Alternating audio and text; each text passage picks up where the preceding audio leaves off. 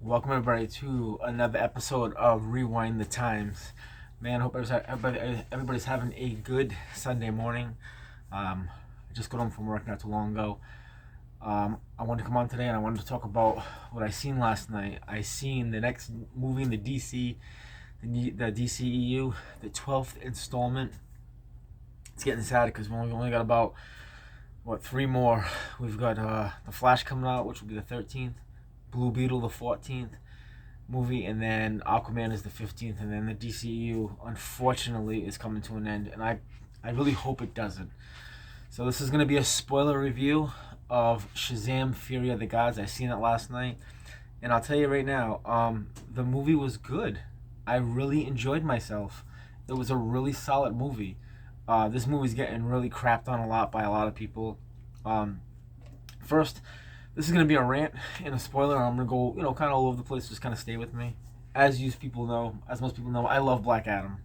And I was really hoping, even though I heard the rumors, I really was going into this movie hoping that they'd mention Black Adam or something to Black Adam. The only thing closest to Black Adam is one of the post scenes at the end of the movie. They do mention the JSA, and they do want to recruit him. So that's like the connection, I believe, to Black Adam. That's the only thing they don't mention Black Adam, but they do mention the JSA. And from what the director David Sandberg was saying, is that they wanted to actually have members of the JSA in the movie, but I guess scheduling and budgeting and stuff, they just couldn't get him in there. So basically, he's pretty much being recruited. So that's first. Let's want to get that out of the way, because I know for me that was important because I love Black Adam. It's kind of weird how we have.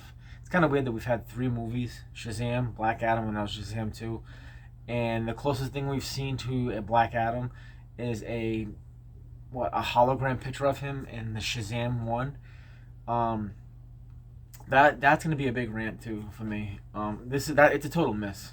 Have it not Black Adam, as good as Shazam is, and as good as Shazam Fury of the Gods is, and as good as Black Adam movie is, Black Adam needed Shazam, and Shazam really needed Black Adam.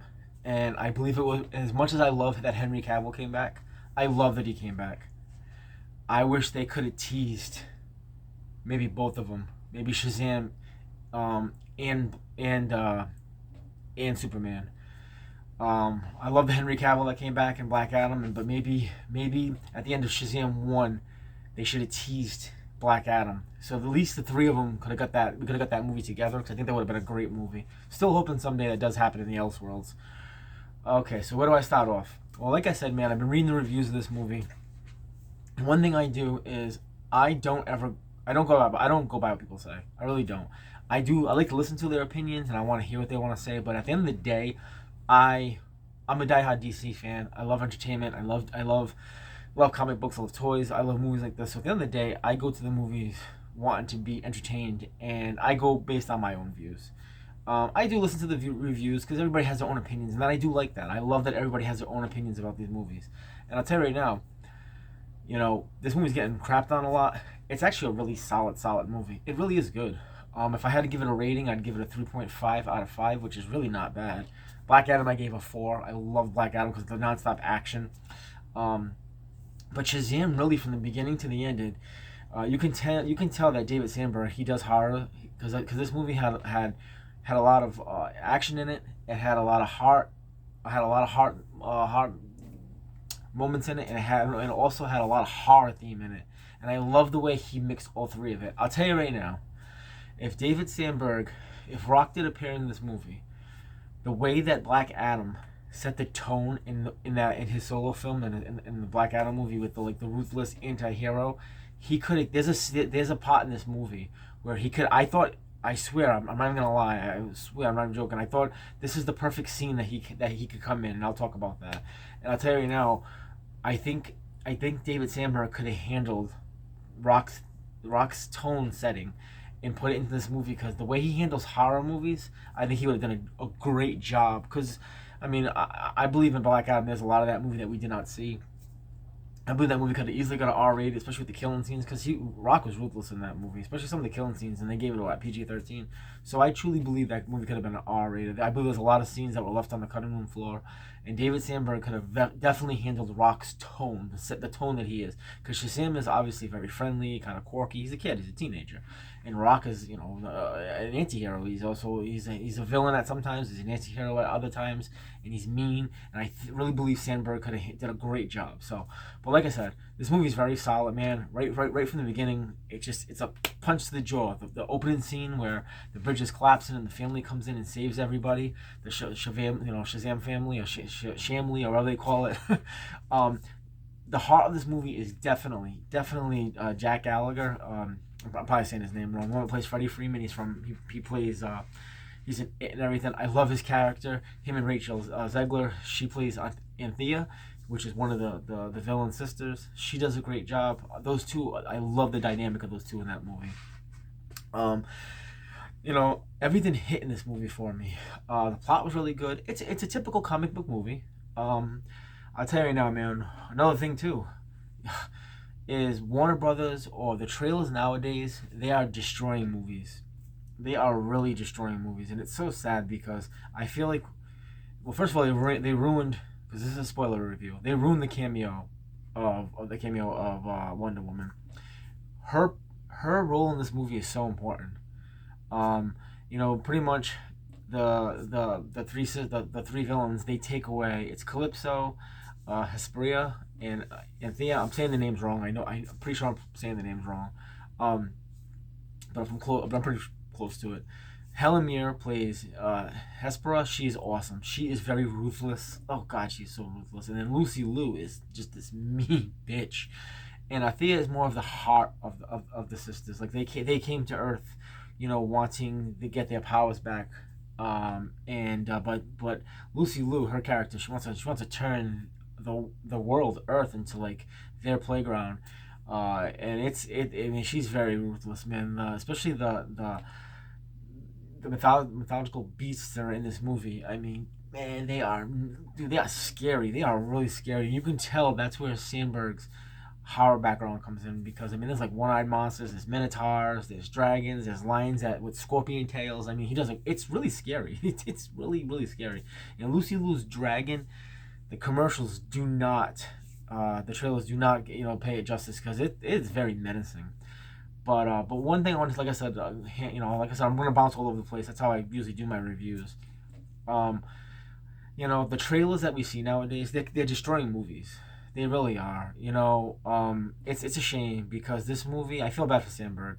He really did do a great job directing this movie, and they ruined Wonder Woman's cameo, which was terrible. They put it in the commercial. I mean, man, they ruined it right from the beginning. They pretty much, if you watch all three trailers in the TV spot, or two trailers in the TV spot, you can see the movie, because they put so much of it in the trailers. I seen the Fast 5 trailer. Oh, I'm sorry, not Fast 5, Fast 10. And I swear, at the end of that trailer, all they had to do was roll the credits. I swear I know the whole movie already. I swear I seen the whole movie. It's a shame, because, I know someone like me. I love entertainment. There's a lot of people out there like me, especially if you're watching this review. The world sucks. The world, it's a very depressing place. You know what I mean? It really is. It's only getting worse as time goes on. And I know that when I go to the movies, I want to leave reality and just forget about the world and enjoy myself for 2 hours. And if I go to the movies and I'm enjoyed, I get enjoyed for 2 hours, and I leave all that behind, that's what matters to me. And this movie does that for me.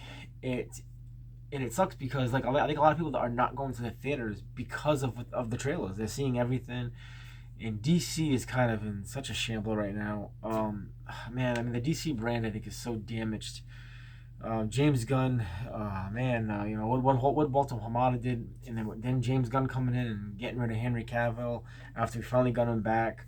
Man, it's sad, because I think people are not going to see this movie, which is a shame. I think they're not going to see this movie because to spite James Gunn and his new direction, and people, where are the consumers? Where are the people that pay to go see this? We're the paying customer, and when you spite your customers, man, they're gonna react back. And I heard on a Friday. This sounds terrible. On a Friday, Shazam: Fear of the Gods only made $11 million. The movie's only projected for the a 3 day weekend, 25 million. And then usually the second week is where they have the biggest drop off. The budget on this movie was 125 million. I don't know if it's gonna make that. And if it does, it's gonna. I think the movie's gonna make like honestly a total of like 150, and that's a shame. That is a shame because I am gonna see this movie again. I saw it last night with my oldest son, my girlfriend, and her oldest daughter. Um, I'm gonna take my youngest son to see it, Colston, because he loves superhero movies too. So I'm definitely gonna take him maybe this weekend coming up or the weekend after. It's a shame because people are not gonna go see this because of James Gunn, and I think when you do stuff like that, I mean, yes, you do have to send a message, and how you do it is with your money. But at the same time, it's a shame because the actors and the cast and the director and everybody behind the scenes, they put a lot of hard work into this movie, and you really want it to be seen. And I really wanted their work to be seen, and it's a shame. Because the movie is really good. It's solid. It's really solid. The story's really solid. Pretty much these sisters, they come back and they want the powers that was taken from their fathers, and and that's pretty much what it is. It's nothing special. It's a common story, but it's good. The action scenes are really really good. The family dynamic is great. Billy and his foster parents and his foster siblings.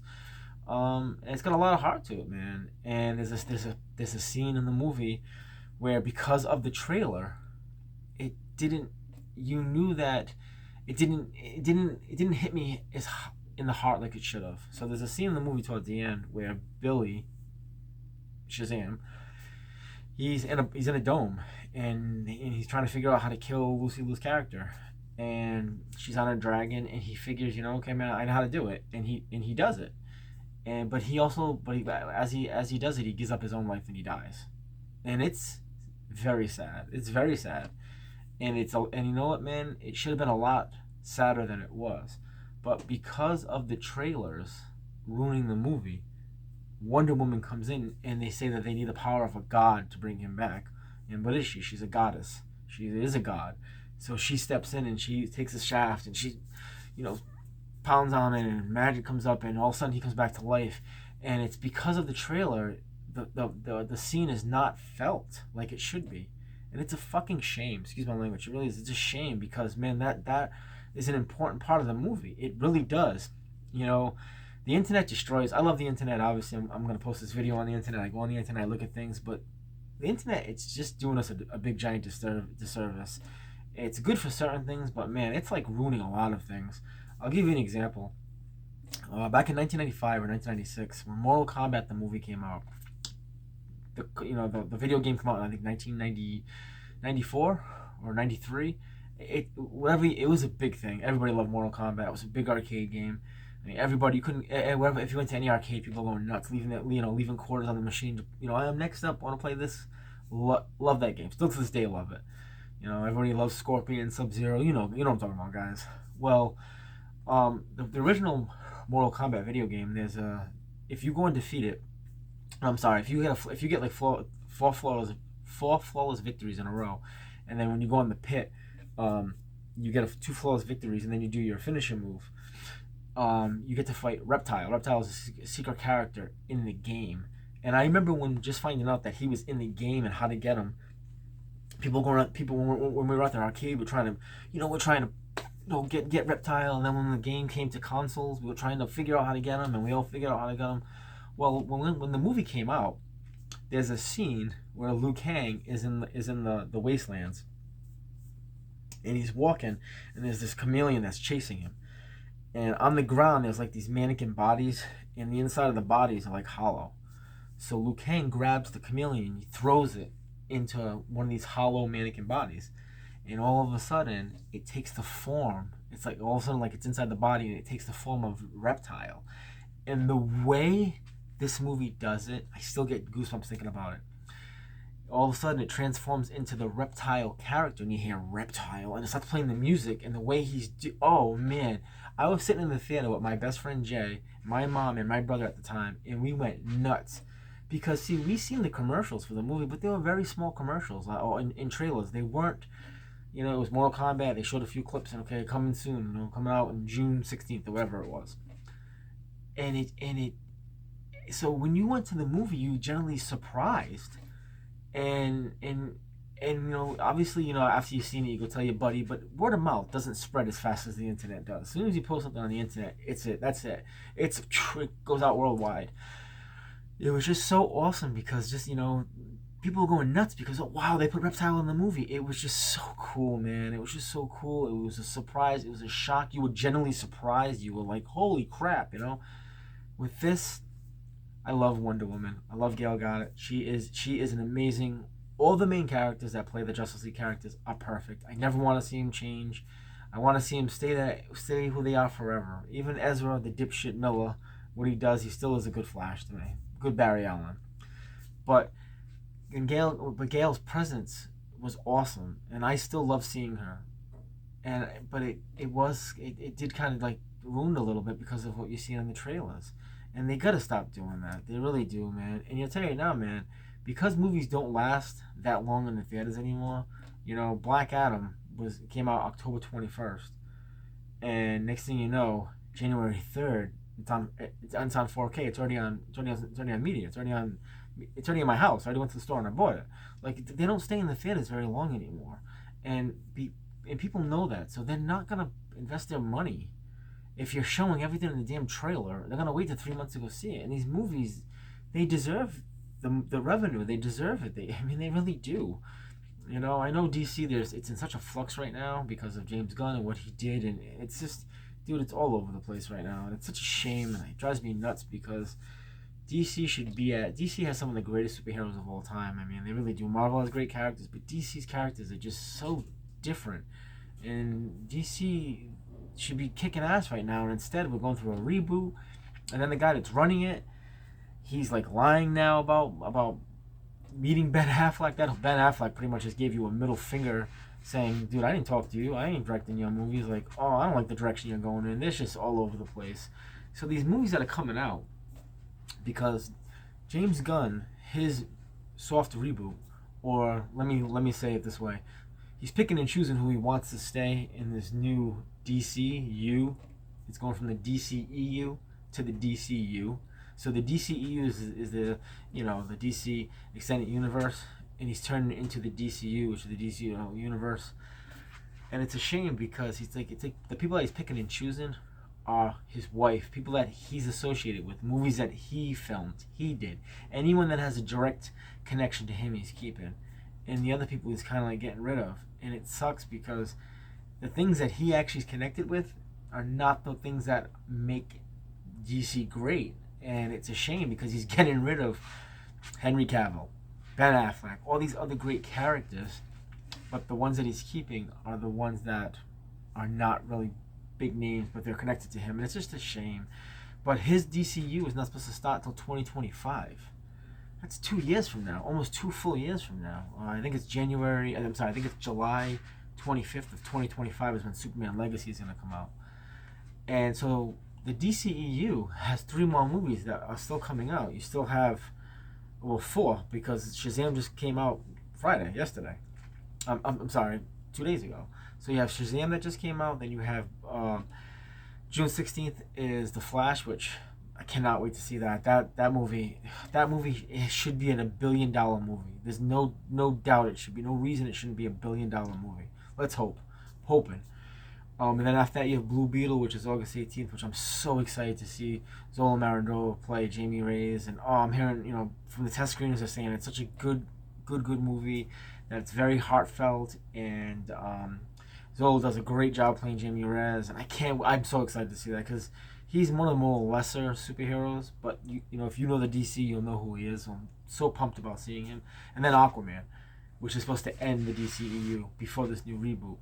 But by him coming out and saying, hey, I'm going to do things my way, and he's pretty much saying these next 4 movies don't mean nothing. So people aren't going to invest their money into something that they know is not going to stick around.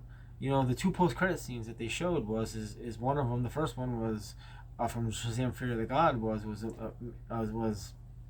Amelia Earhart, and I can't think of the other guy, the big dude from Peacemaker, the chunky guy. He's a really nice actor. hate the way I'm describing him, but that's just who he is. If you guys see, you know who I'm talking about.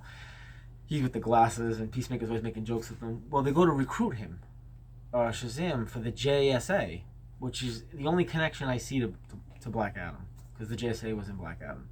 It's like, okay, why are you recruiting him? Why are you showing me something that might not happen? Are you going to get Shazam into the JSA to go after Black Adam? Like, why are you showing me something that might not happen? Because with this reboot, you pretty much told us that all this stuff doesn't matter. And then the other post credit scene was Mark Strong playing Dr. Savannah, and Mastermind comes in the Caterpillar, and that's kind of more of like a laugh one, because Dr. Savannah's like, where you been? I've been waiting for you for 2 years, and he's like, well, I'm coming up with this ultimate plan. And he's like, but I'll be right back. And he's like, no, don't go nowhere. I've already waited for you for 2 years. Like, it's just kind of like a gag. You know, that's where Black Adam should have came in somewhere as a cameo, or he should have been in the movie somewhere.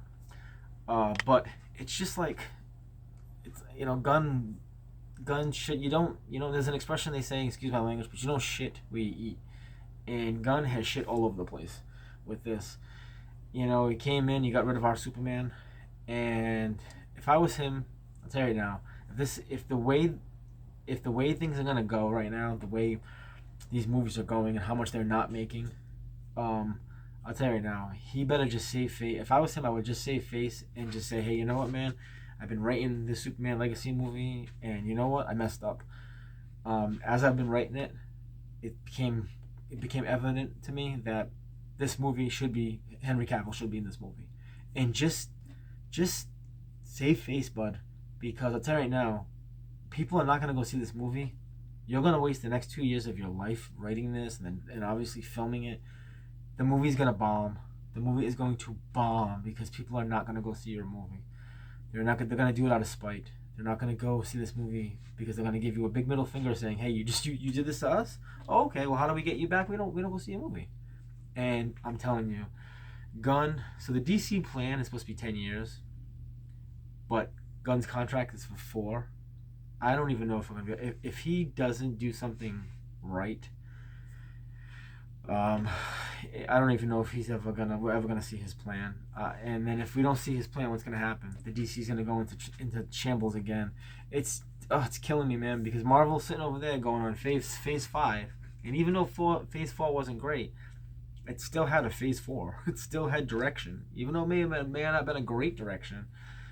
DC is all over the place. You're erasing things, you're keeping things, you're starting over, but you're not doing a full reboot. You're keeping this, you're keeping that, you're being selective. It's just, dude, you're fighting. You have the CEO, the co-CEO going on Twitter and fighting with fans. Like, oh man, he's telling fans that they're toxicity and insulting them. Dude, it is just such a mess. But I'll tell you now, man, to get back to Shazam, it really is a solid movie. Don't listen to what people say. If you love DC movies, and you love these superheroes, go see it. Zachary Levi does a great job as Billy Batson. He really does. He really is a good Shazam. He's a little quirkiness at times, but you gotta remember, Shazam is a child. It's supposed to be a child that gets the powers of an adult superhero. So, some of the jokes don't hit, but overall, it's a really good movie. I really loved it. Like I said, I'm gonna go see it again. The action scenes are pretty solid, man. The 3 villains they're pretty scary, man. But the only thing that sucks is the only thing that takes me out of the movie a little bit is, like I said, we've had Shazam, Black Adam, and then Shazam 2. And Black Adam is Shazam's main villain.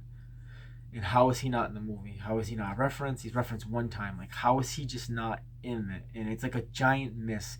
It's like these two characters went down a one-way road and they missed each other, and it's not supposed to be like that. They're not supposed to miss each other. They're supposed to hit each other, and it's a shame because Black Adam needed Shazam and Shazam needed Black Adam. And I'll tell you now, if they made that movie with both of them in it, I guarantee the movie probably would have made about $700 million, and maybe even more, because you would have had the star power of Rock with Zachary Levi, and then with the direction of Sandberg, this movie would have done good. I don't know what the story would have been, but there's a scene in the movie where I was talking about earlier in this video, where I really thought Black Adam was going to come in. Oh, this is where the scene where he should have came in.